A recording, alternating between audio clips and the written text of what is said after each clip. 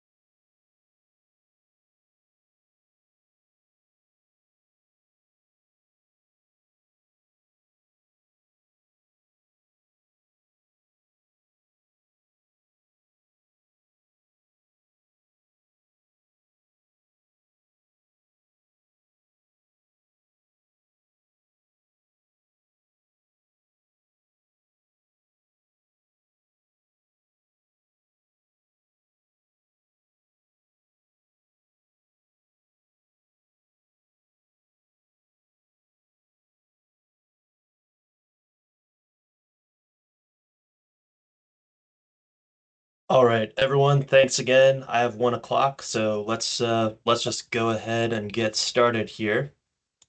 Let me let one more, let me let Frank in here. All right.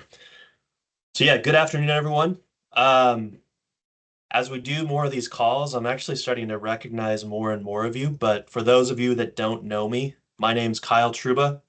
I'm a financial planner and a portfolio manager with Focus Retirement.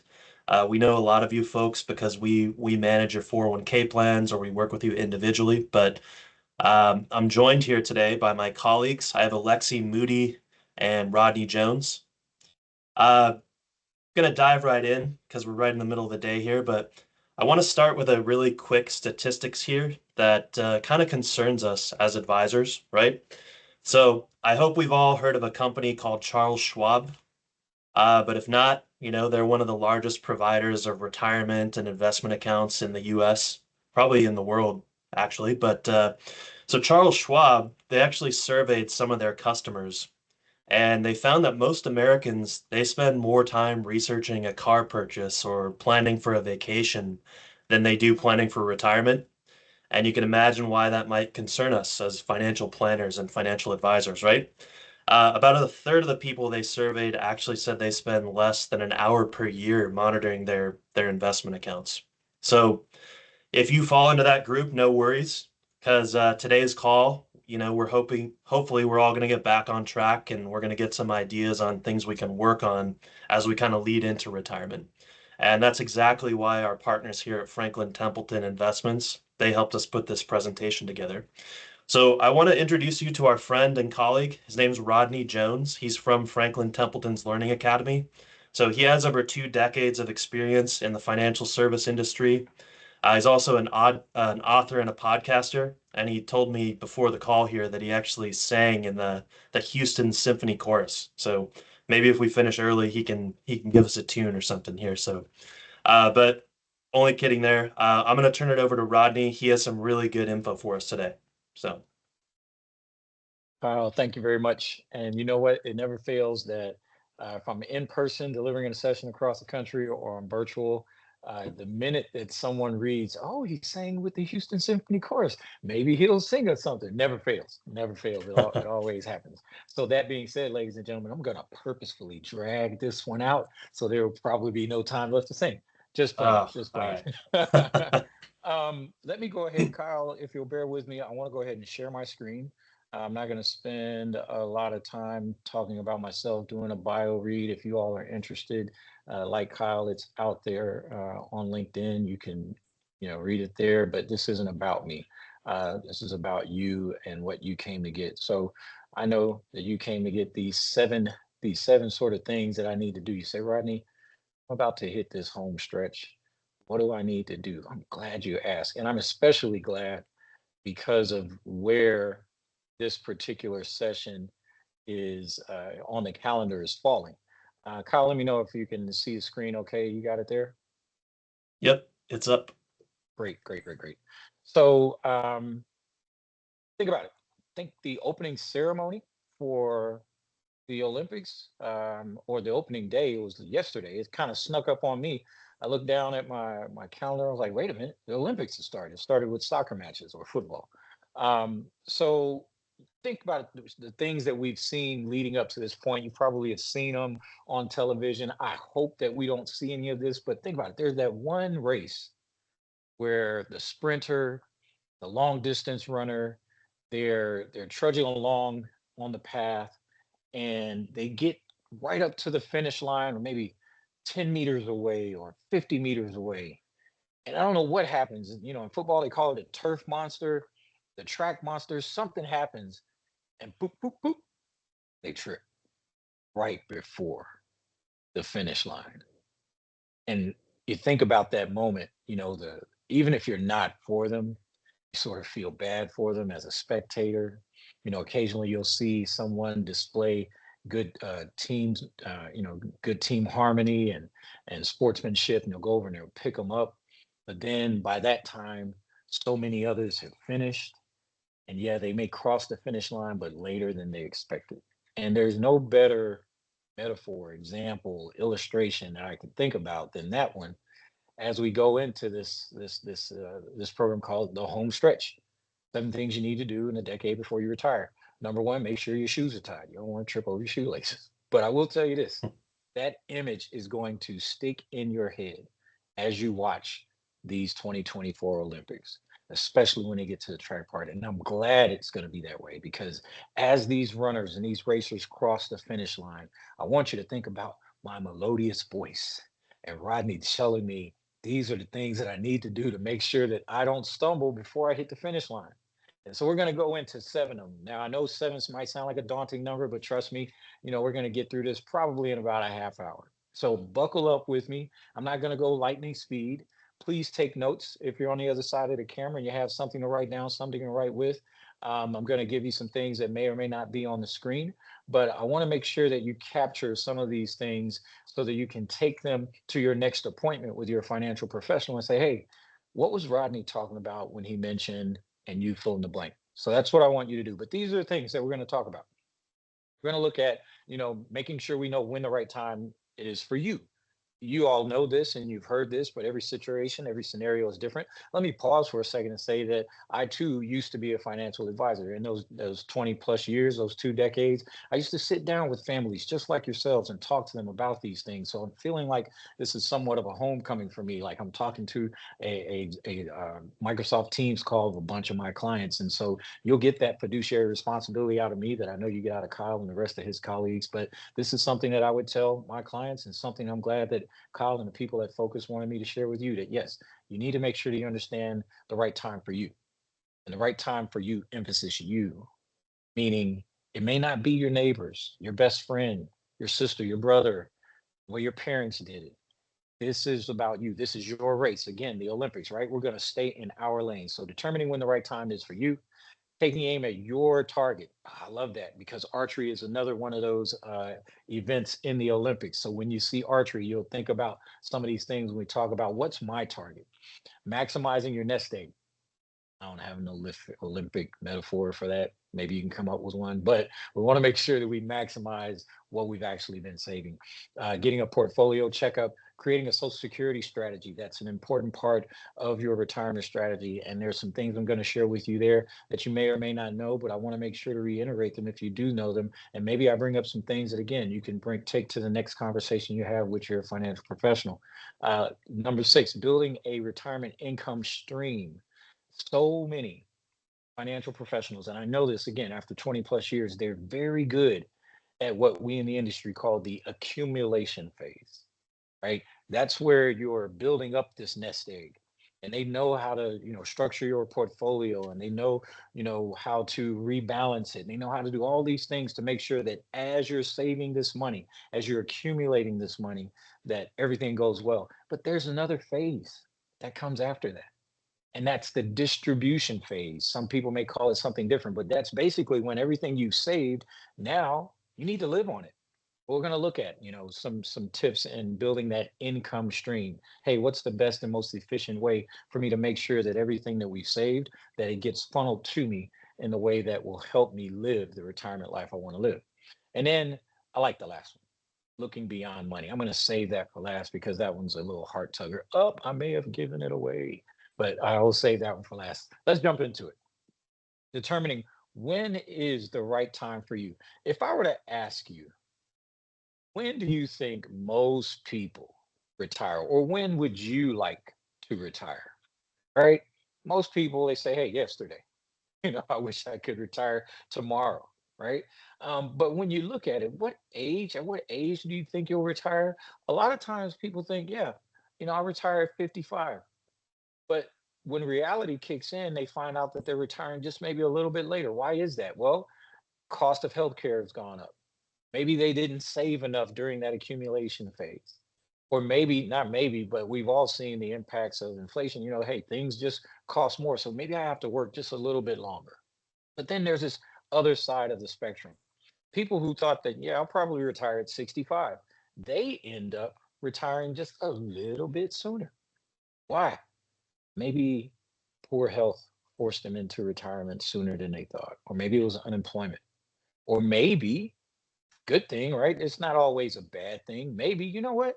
They met their goal earlier. And bravo, bravo says a lot about them and their discipline, as well as a financial professional who's working with them. So we tell people that, hey, when it comes to asking that question, when you'll retire, understand that the roundabout is in that early 60s sort of pocket. Even after there was a survey done. Franklin Templeton does a survey. It's called the Franklin Templeton Income Strategies or Rise survey. This was in 2022. Found that the majority of people retired around between 61 and 65.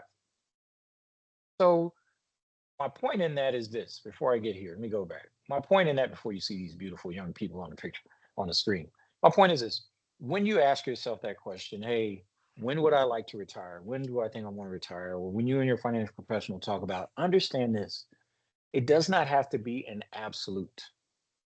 Think of it as a movable goalpost, because life and its course is very uncertain. There's so many unknowns.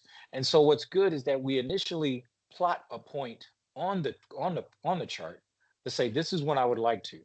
But understand it may move for various reasons. It may move ahead, it may move behind.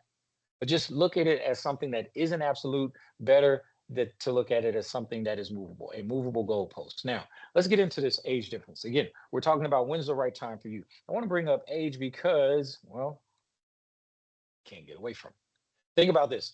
Back in the day, this is me at 48, almost 49, saying back in the day, right? People got married younger, but there was a gap. There's usually a gap between the man and the woman, about 2 years, right? And this is, something that was surveyed. This is based on the U.S. Census Bureau. And now we find that people are getting married, even later, but that 2 year gap is still there. But imagine now, it's retirement time. And so there's these variables that pop up, even though because of this 2 year gap, because one of the variables needs to be the life expectancy. Just the simple fact that women outlive men statistically means that the woman in the relationship is probably going to end up living in her retirement years on average of a minimum of 5 years.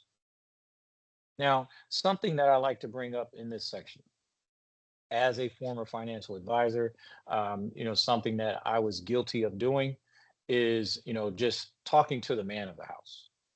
And not because I wanted to, just because, they either for whatever reason they gave me, a reason as to why no, she won't be joining us, the wife won't be joining us, or, I handle the finances, whatever may be.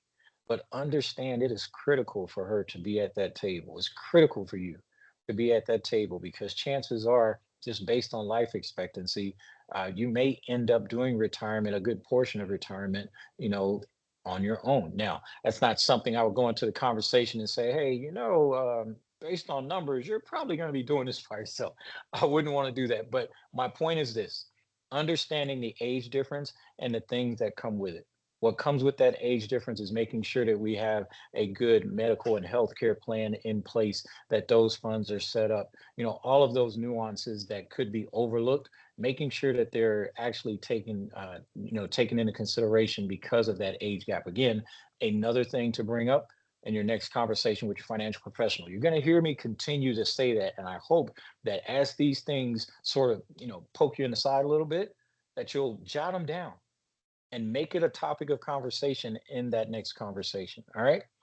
Let's go ahead and look at some important ages in retirement. Now, you see this timeline. This timeline spans from age 50 to age 70. And some of you, I would imagine, on the call, may be younger than 50, maybe older than 70, somewhere on the spectrum. But here's what I would have you do: I'm going to give you a silent 5 seconds. And what I want you to do in that silent 5 seconds is take a look at this timeline and ask yourself, what have we not discussed? When I say we, I mean in the conversations that you've had with your financial professional. I want you to ask yourself, what have we not discussed? For instance, you know what? I'm 55 now, I'm coming up on 59 and a half. Have we talked about, full retirement age for qualified plans? Have we talked about the impact that that could have on my retirement nest egg? Or maybe you're 60 and you're looking at, 2 years in the dashboard, and you say, you know what, up ahead is 62, and based on this timeline, I probably need to start having conversations about early Social Security benefit eligibility. I'm gonna give you those 5 silent seconds right now, and I just want you to jot down that one thing that you have yet to have that conversation with your financial professional about. Got it? Good. Good stuff. So these are topics. These are things. I will tell you this. Um, I used to have a role in which my job on a daily basis was to reach out to people who owned a group plan, a plan by their former employer. They were unaware of the nuances of required minimum distributions. You see that at age 73 to 75. And so a lot of my time on the phone was spent educating them on the implications of those required minimum distributions, or RMDs. That's something that you want to have a plan for because, you know, God willing, that age is going to come, and you want to make sure that, you have a plan for how you're going to distribute these funds if you get to that point. So if nothing else, I've given you that as something to take into the next meeting that you have with your financial professional. Okay, number two, taking aim at your retirement. I'm going to give you some rules of thumb. Some rules of thumb. Rule of thumb number one: save enough for retirement to generate at least 70 to 90% of your pre retirement income. So, whatever income you are bringing in prior to retirement, you want to have enough saved that generates.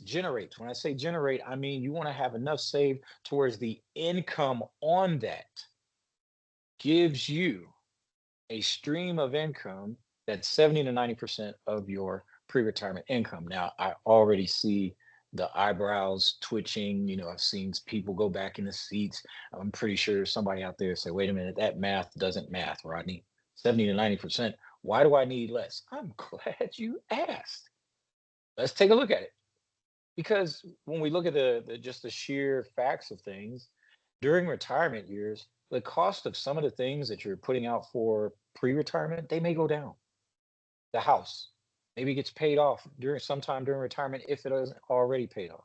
Transportation, you're no longer commuting to work, so that gassing up the tank every 3 to 5 days, one week, every 2 weeks, that's not taking a toll on your income. You're not running back and forth to the dry cleaner trying to keep those suits nice and pressed and those blouses really crisp. And then food, you're not eating out every day. You're not going to lunch 3, 4 times a week, maybe five. Whew, if you're going to work lunch 5 times a week, whew, bravo, because that can kill your nest egg right there. But think about it. All of those things change. Those are things that used to come out of the income, out of the household budget like clockwork, and now not so much. But there are some things that are going to go up. All right, healthcare. We know that healthcare isn't getting any cheaper. Travel, you're probably going to want to go see the kids, see the grandkids a little bit more. Your utilities, if you're staying around the house more, you're using more of the utilities, and then home maintenance.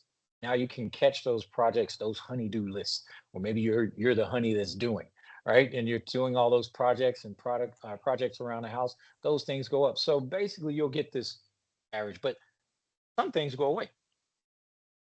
Think about some of the things that go away, right? We never think about this. Like, you're right. Well, I'm no longer paying Social Security payroll taxes for obvious reasons, right? You're not working. I'm no longer making retirement contributions for obvious reasons, right? You're in that distribution phase, no longer the accumulation phase. So that's the reason we can say about 70 to 90%. Now, everyone's situation is different. Everyone's situation is unique.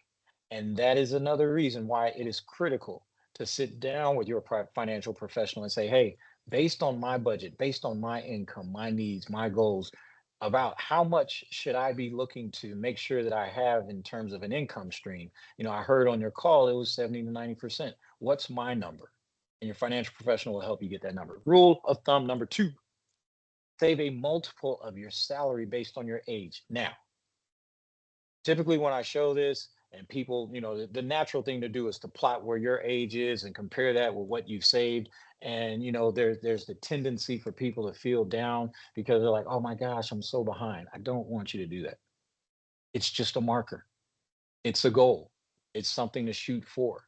If you're there, bravo, great job. If you're not, do not feel any shame or any guilt or anything like that. Again, just another reason to have that conversation with your financial professional and say, hey, how close can we get to getting on track to this number? And again, this is just a rule of thumb. It's not an absolute, but a good rule of thumb to have based on your age, right? These are, you want to have, that if you're making that 100,000 a year, and you're somewhere around the age of 55, maybe going on 60.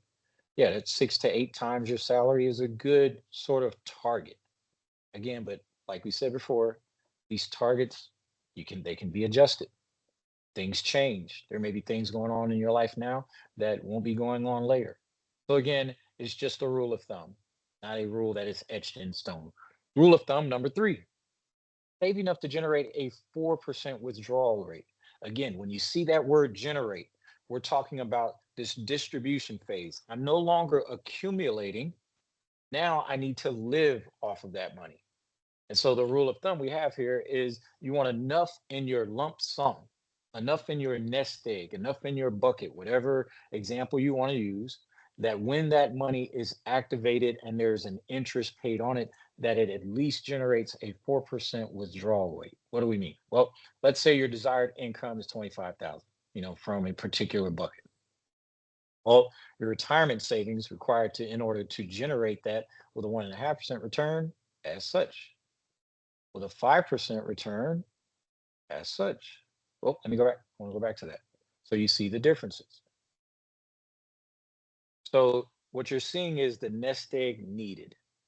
The nest egg needed in order to generate that desired annual income. And again, these are averages. These returns are based on math. We do know that the market fluctuates, which means returns, they vary sometimes from day to day, month to month, year to year. But again, just to give you an idea, in order to withdraw 4% based on these numbers over 20 years, that's the lump sum that you would need to have. Okay, we're moving right along, people. Now let's talk about this nest egg.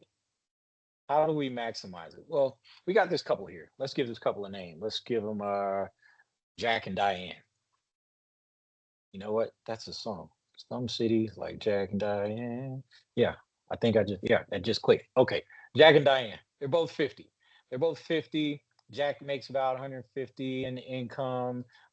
Diane, she's a teacher, retired, but she has some things coming in as well. Let's take a look at their scenario, right? So more than likely, we know that he's going to have an employer-sponsored plan.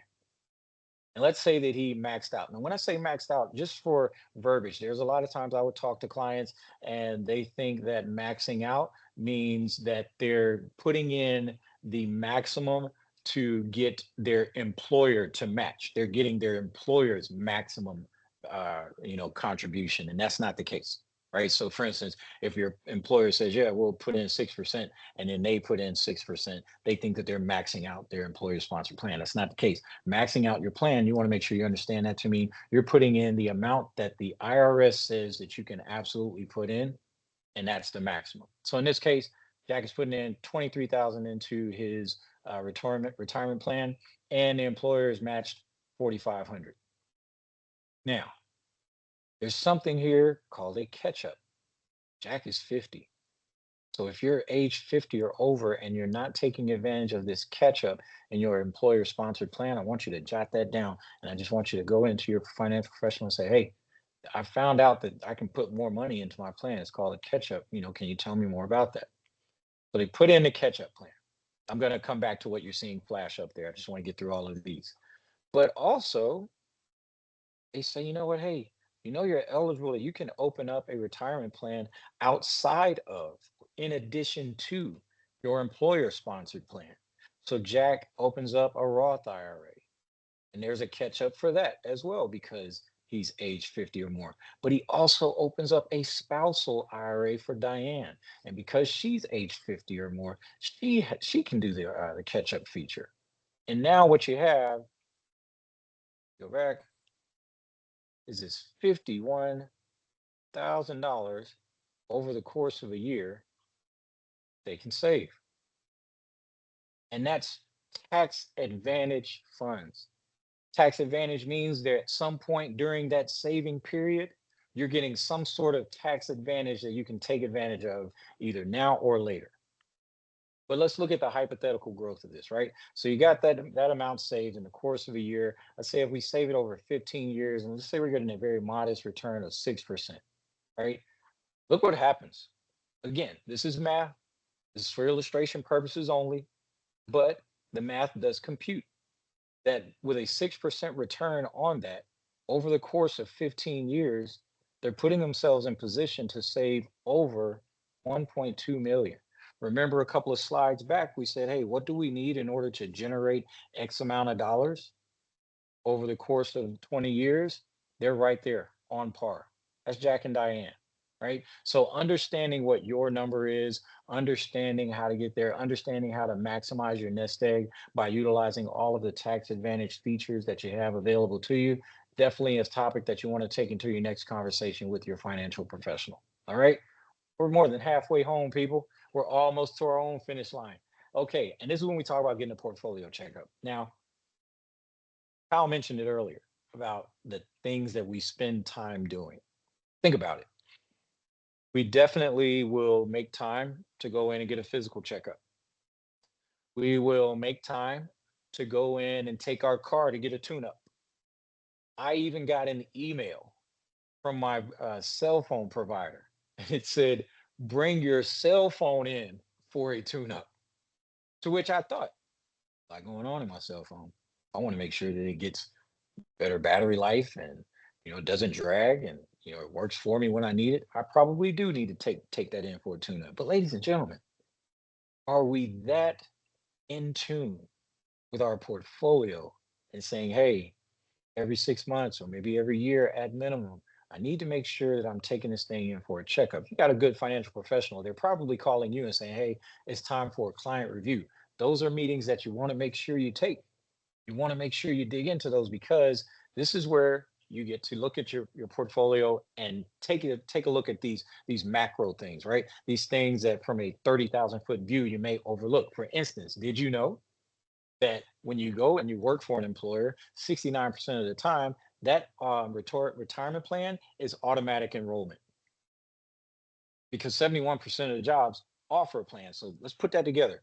You got 71% of jobs offering some type of 401k plan or similar, and 69% of those, almost the same percentage, have automatic enrollment. But on average, people switch jobs 12 times. You're saying, Rodney, why are you bringing that up? Because if you're switching jobs or if you have switched jobs, chances are that automatic enrollment, you're enrolled in something that may have been good for you at that time. Maybe your portfolio looked like this. It was in 40% bonds and 60% stocks. And that was for a time. And that was job one. But your current plan needs to change because the times change. Times change, and now maybe you haven't looked at it in a while, and that thing is all kinds of out of balance, and now you got 90% in stocks and only 10% in bonds. Well, you say, how could that hurt me, Rodney? I'm glad you asked. Let's look at this assumption. Let's say that you're invested that way, and your goal is to hit this 1.1 million, right? And you're at 900,000. Well, your assumption is, hey, as long as I'm getting that 8% rate of return, but something like 2000 happens, .com bubble burst, and it knocks your portfolio almost halfway down. Look what happens if you do not if you just left it the way that it was. You didn't take it in for a checkup. Whereas if you took it in for a checkup and you said, hey, maybe it's time that we make some adjustments, you at least get an opportunity to recover most of that. I'll show it to you this way. This is what really makes sense, is the time it takes to recover. That horizontal line at 1 million, imagine that's your goal. But because you were not taking your portfolio in for checkups, the green there, and you stayed overweighted in stocks, it takes you longer to get back to your goal, 3 years and 10 months. Whereas with just a little bit of adjusting, yeah, you know what, let me take a little bit out, put some in, bonds, and have a 50-50 portfolio. Now it only takes you an additional 12 months. That's the difference between elongating your retirement, your working years, and making a minor adjustment. I'm going to push through. This example is pretty much the same, just so that we can get to our next thing that we want to make sure we don't do before we hit the finish line. Create a social security strategy. In here, ladies and gentlemen, I just want to dispel a myth. Right? And the myth is that, oh my gosh, social security is going to run out. Well, hold on, easy, easy. Let me put all of this up here for you while I tell you this story. And this is straight from research and resources that you can look up yourself. So you see this green here, revenue, the solid green, right? Solid green, that means that, hey, we were in good shape. That blue line that you see going up, that blue line, that's the benefits promise. So we were in good shape right up until about 2020, 2021. At that point, we had a surplus. And it wasn't until that time that we started digging into that surplus. Benefits promise, they exceed the revenues, right? So it's not until about 2034 that the surplus may run out. That's not Social Security running out. That's the surplus that we have. Now, that does present a problem, but I just wanted to dispel the myth that it's going to all go away.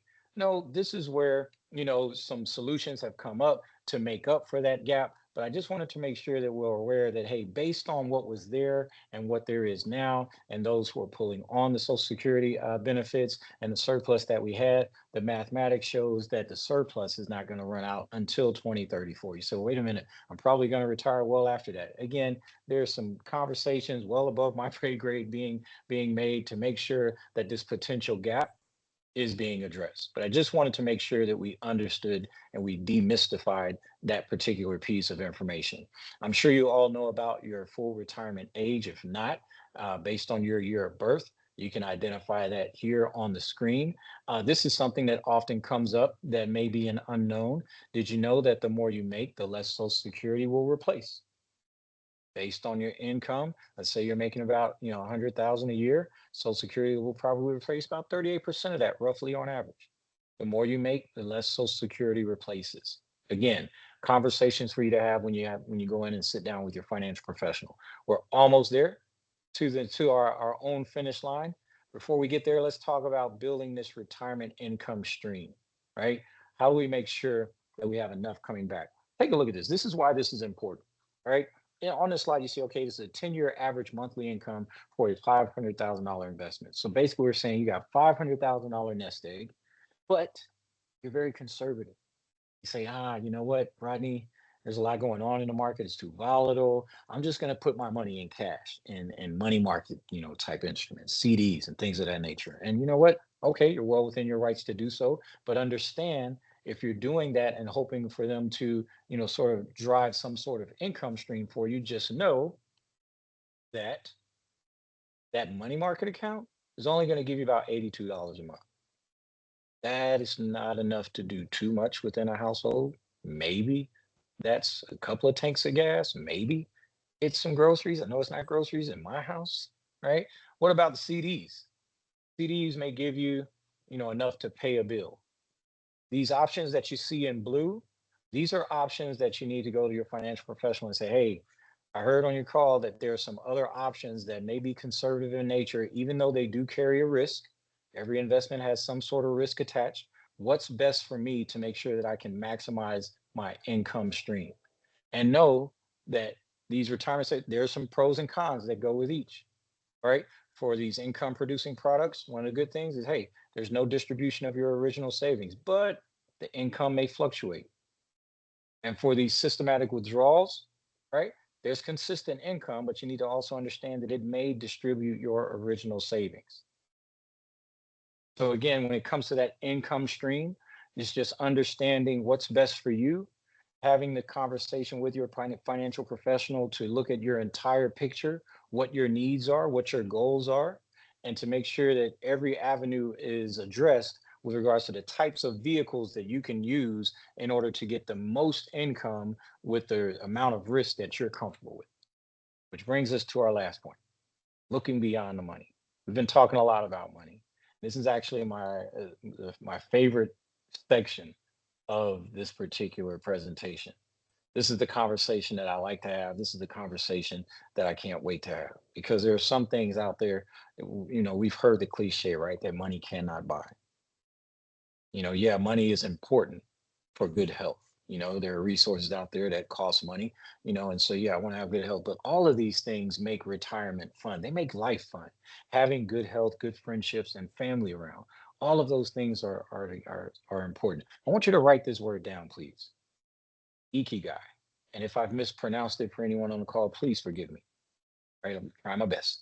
But if you can say like it's, well, it's Ikigai, something to live for is what it means. My question is this: outside of the investment accounts, outside of the nest egg, outside of all of the portfolio talks and the market and the volatility and all those things, what's your something to live for? What is it outside of that? Well, here's a good way to find it. Look at the things you love, the things that you're good at, the things that the world needs, and what you can be compensated for. And if that's not your thing, it's okay. Maybe what you get passion out of doing, that can be what you like to volunteer. All of those in the middle of those, that sweet spot right in the middle, that's your ikigai. That's what life is about for you. It may be contributing to a cause. It may be traveling, starting your own business. That's something that a lot of retirees like to do. Maybe it's sending someone else to school or going back to school yourself for a different reason, pursuing hobbies, or, just, what, I like to be around family. Whatever the case may be, you want to make sure that everything that you do, all of the financial decisions you make, that this is at the center.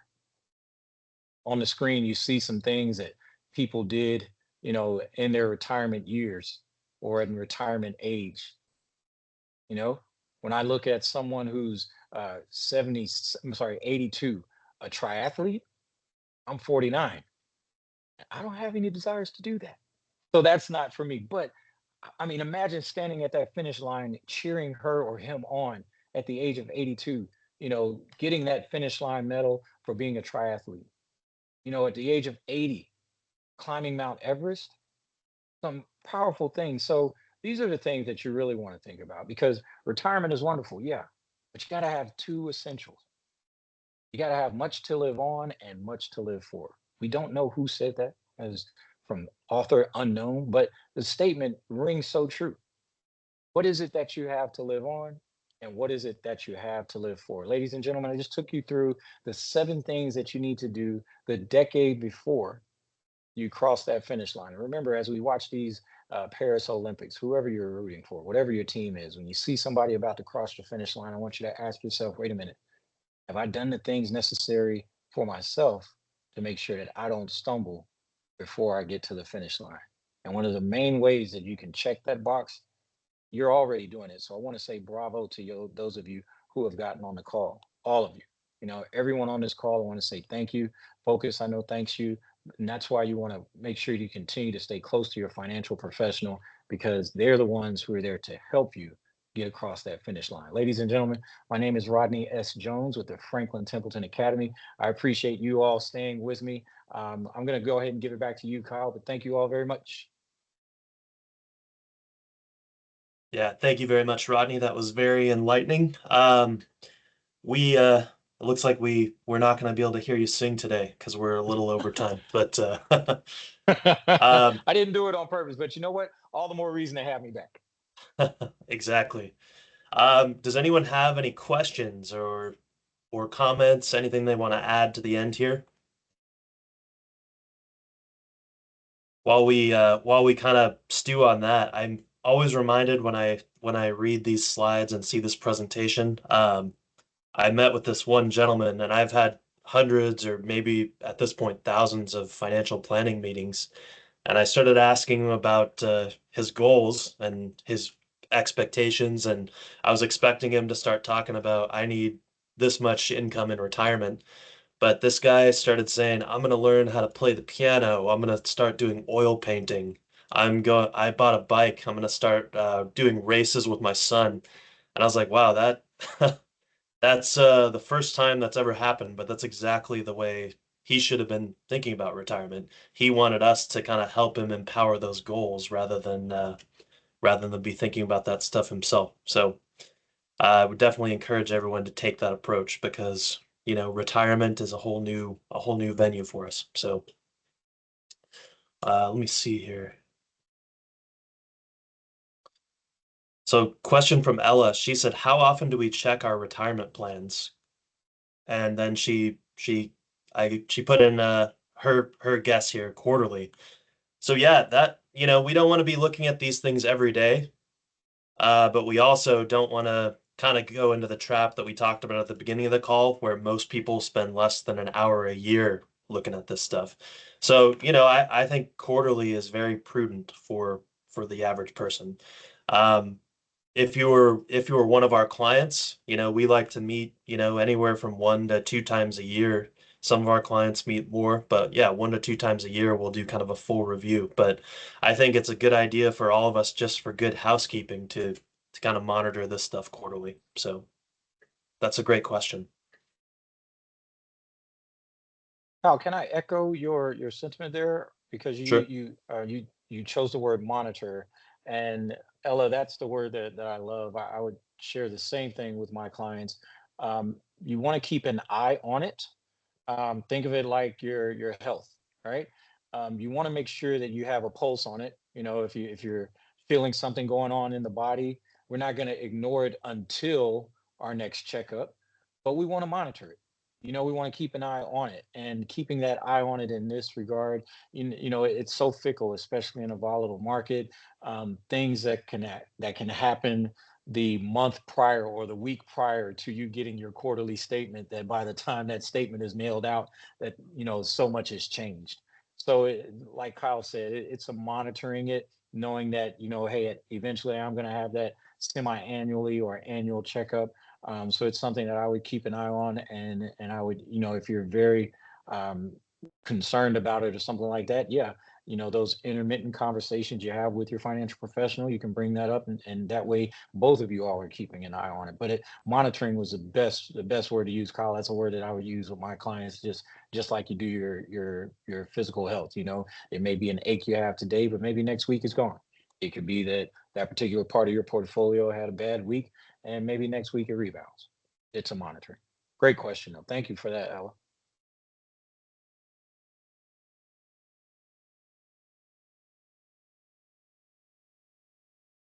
Any other questions today for the chat before we wrap up for the day?